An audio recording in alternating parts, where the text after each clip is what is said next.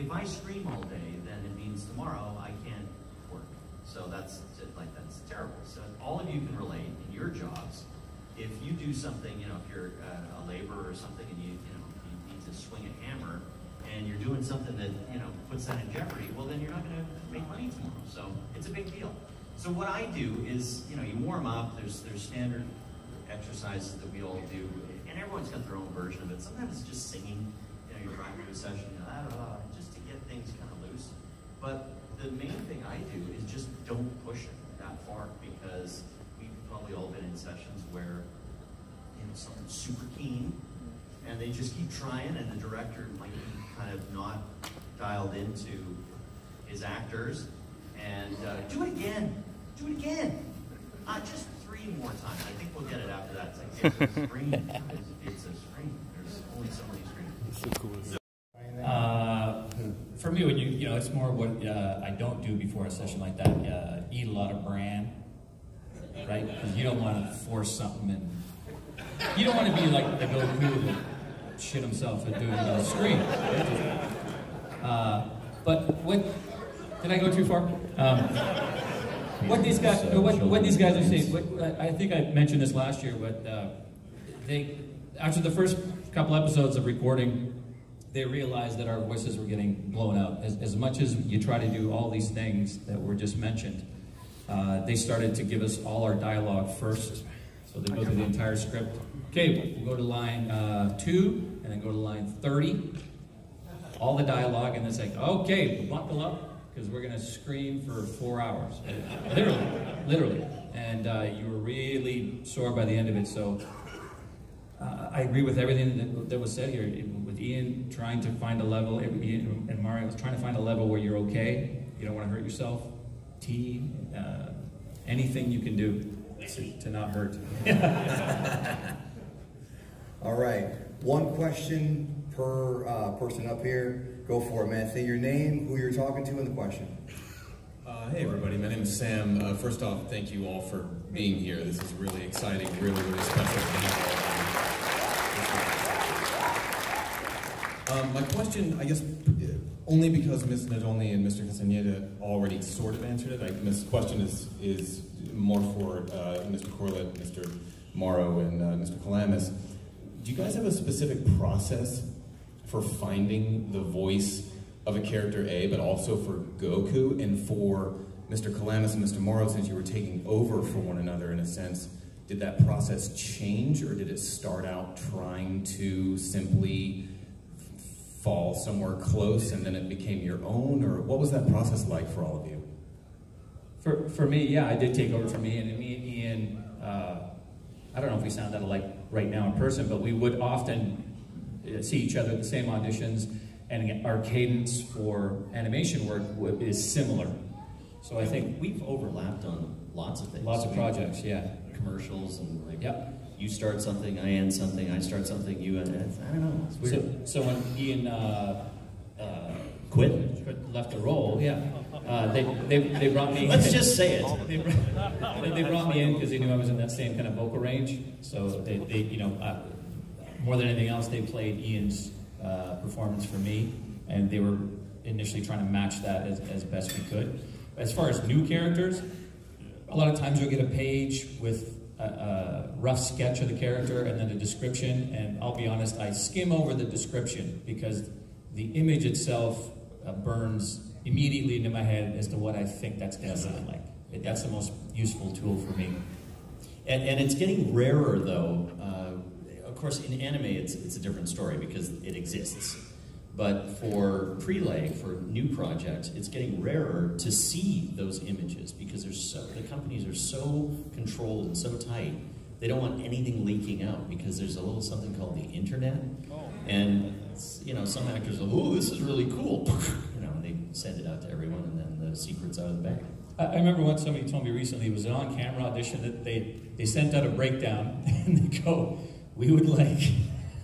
No, it was a voice character, and the description was, we want a Helen Mirren, but younger and not English. So you'd like just a younger, like a American lady to voice it. Oh yeah, but Helen Mirren, younger, no accent. So they will write the descriptions and then defy themselves in the same paragraph. So you just got to kind of figure it out on your own.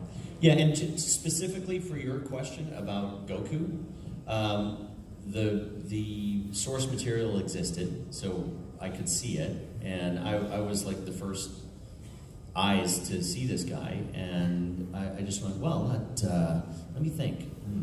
Well, he's a hero. I think he should sound like me. Honestly, and I just put on, you know, my alter ego, which doesn't exist, the heroic me.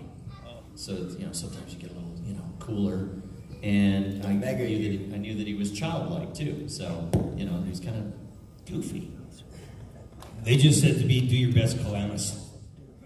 All right. Next. Thank you, guys.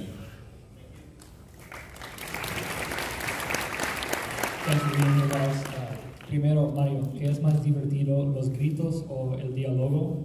And then for the rest of you guys, what's more fun to do, like the screams or just normal dialogue? Like, I know the screams are hard, but does it get fun sometimes? Like, hey, that was great.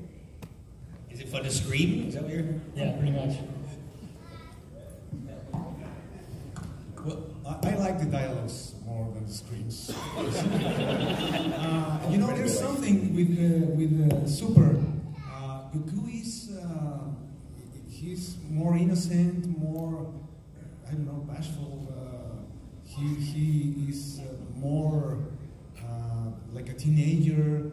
He's so immature, and the old fans don't like that kind of Goku. They want the hero, want the superhero Goku with the voice of a man. Because you know, Goku when he wasn't Super Saiyan, he was like a regular teenager. When he turned to Super Saiyan Phase 1, he changed completely and he became a man. So that's the Goku they want, and they don't like this new Goku. Oh, Gigi, can you go? Try, please, let me go.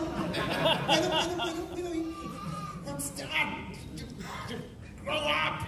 You know, but I love it, and I like this new Goku. And the scripts, of course, they are part of the job, but I like all the phrases and all the dialogues. For me, I like it, not just in Dragon Ball Z, but in any animated thing where they ask you to do something that you haven't done before, and it's kind of that you gotta just kind of figure out on the fly. Like I was doing a show called Chuck's Choice, and I played this really quirky older brother who's a real nerd, kind of freaky character called Norm. And they go, okay, well somebody passes out on the street, and then Norm, who's got like braces, really dorky, goes to give them mouth to mouth, and we're gonna be really close on your mouth, and you're gonna see like your larynx and everything. I was like, and go do that. And I was like, oh, okay. And then it just turned it into, and then that was it. But I like the challenge of something you've never done. So you like the screaming then? I do, yeah. I think I had at one point a 23-second scene. They wanted me to scream. They wanted it all in one breath. I'm like, what? Are you kidding me? She's like, ah! They're like, oh, that was 22. So close. Been there, done that, for sure. I like the dialogue for little Goku, though, because I just think he's so innocent and funny. And he just kind of drops his pants and pees in the river. And it's like, I get to play the little boy I'll never be. But the screaming's fun, too, especially as Team Gohan. But he's right. They want you to scream as long as you can physically tolerate it. Gracias, thank you. You're welcome. Thank you. He wants you guys to do a Kamehameha all at the same time. Can we do that at the end, if that's okay? Yeah, at the end we're gonna do that. We'll get your wish though in a few minutes. I'm gonna get a few more questions, then we do it again. Can I ask a different question then? Come on, man. I already made a promise. All right, fine. One more. Let me give you a break. So I'm a big Beast Wars fan. Can you say Cheetor terrorize? Yes. Cheetor, terrorize! Thank you.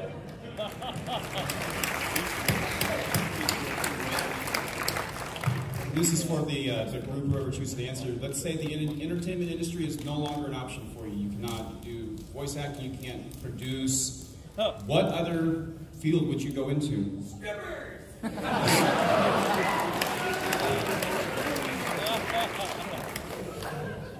Singing! Well, I already do that though, so I don't think I'd pick anything else. I have to have my voice. Maybe I should take a policy on it. If I lost my voice, I don't know what I would do. Holy cow. Probably work with children. I definitely want to work with children. Maybe teaching. What, nothing entertainment at all? Nothing entertainment. No voicing, no singing, no movies. And that's hard for you. I know you, Ian, that's what you prefer to do. You know, you prefer to do the movies in production, and that's what you talked to Geekdom about. So. But that's out, right? That's out. Anything to do with entertainment. You want carpentry. Bruce Willis. Brain surgery. Cool boy. That would be cool. I like to work with wood. No, actually, in all seriousness, if I was an academic, which I am not, I would really be interested in becoming an architect. Yeah. So funny. Me too. Because I am not an academic, I would probably go into like interior design.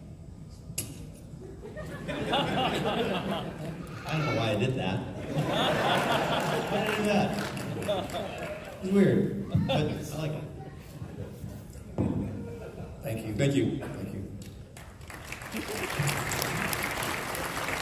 We take two more. You get one. You get one. So.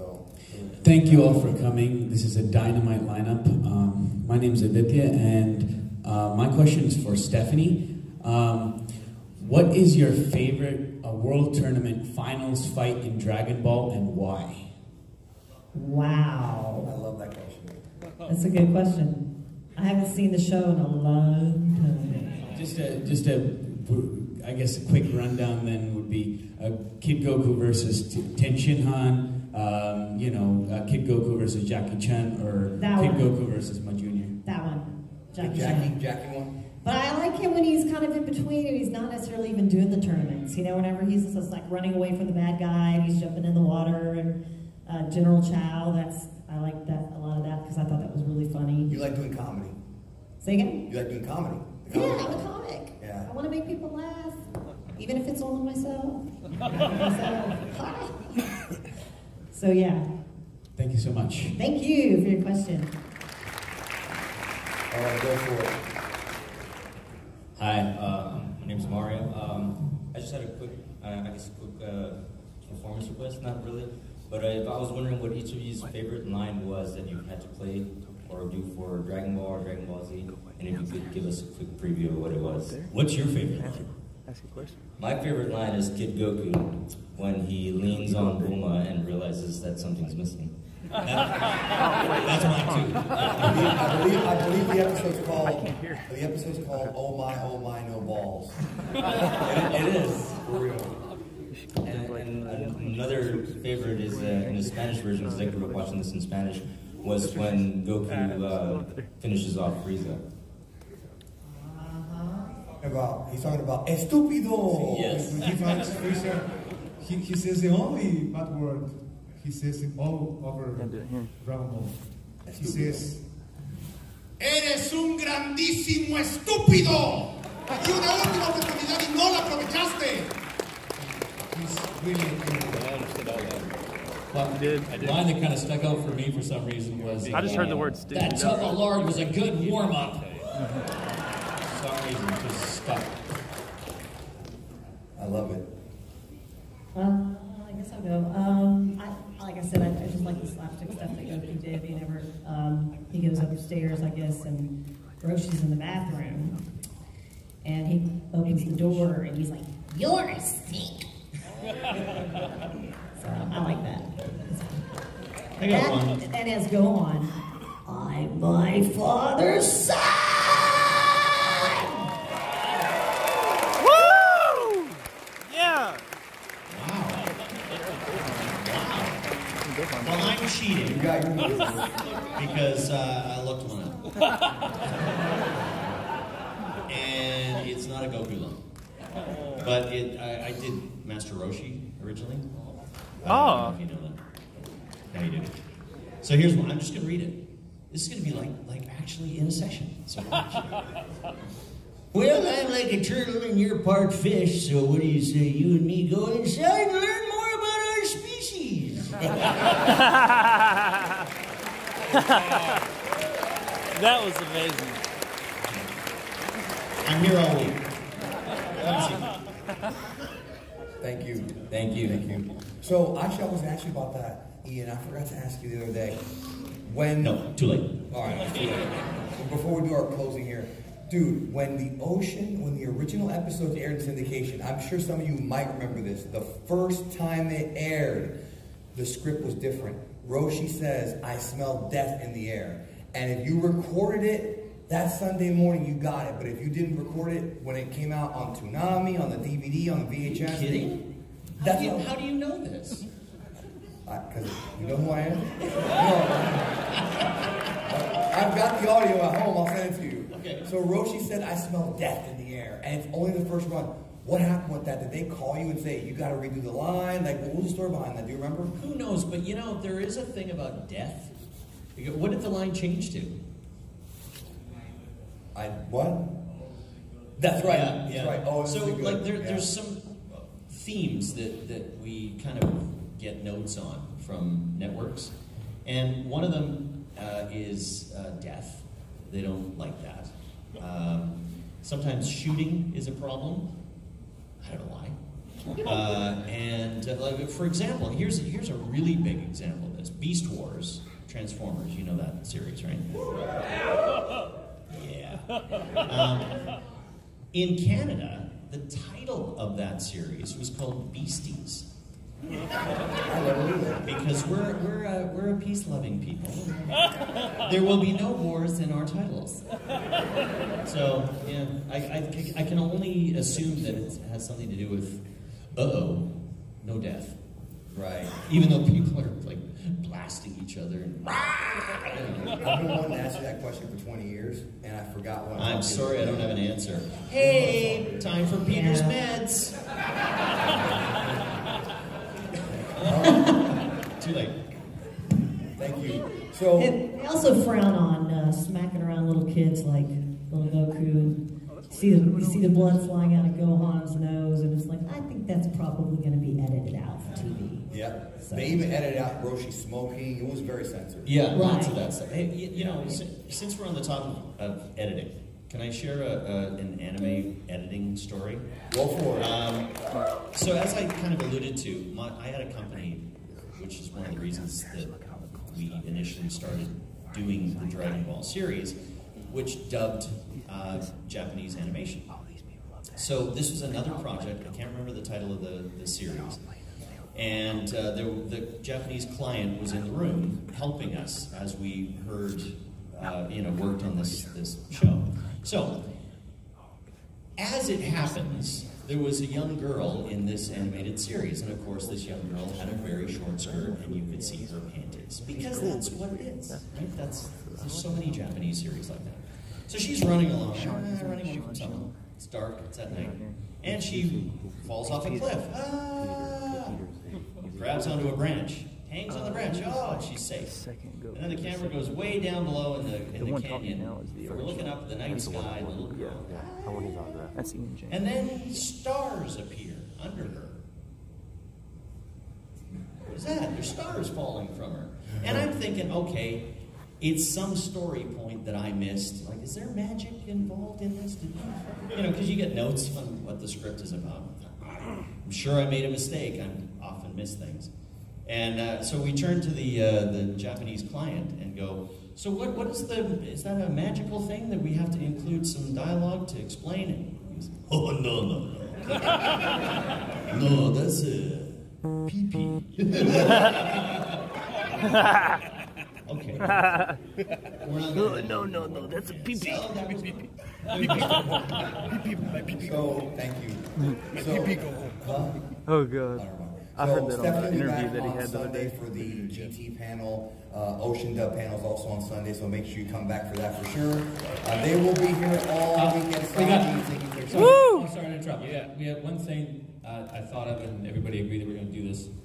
And if you want to get a camera ready, maybe this might be a good time. Get your, ladies and gentlemen, damas y caballeros, get your cameras ready for the... Thank you. Yes. Listen, I don't know if it's ever going to happen that you get 5 Gokus on a panel ever again. I don't know. Probably but not. Since we are here, I thought to finish things off that we would all together perform the I Am the Hope of the Universe speech to Frieza together. So buckle up. Here we go. Ready? All right, I'm starting this one out. I am the hope of the universe. Yeah. I am the answer to all living things who cry out for peace. I am the protector of the innocent. I am the light in the darkness, and for all Latin America, yo soy la luz en la oscuridad. I am the truth, ally to good, nightmare to you. For I am the son of a shepherd. Fantastic. Can we do the Kamehameha together?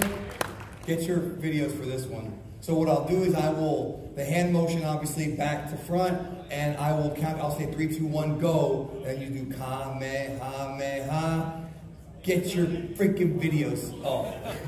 Get your videos and cameras ready, because I want a copy of this. Somebody send me a copy of it. All right.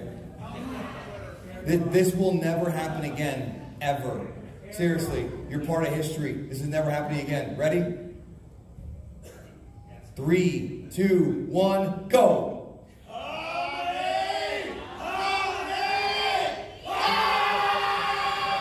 Give it to him! The voice of Thank you so much. Yeah. Thank you. Just a last little tidbit. I just got a few patches here that I've signed. I'm going to fire them out. Please don't hurt each other. I got a few, so buckle up. Don't let this hit you in the eye. Here we go. And come and see us all in the signing room. Thank you very much, guys. Woo!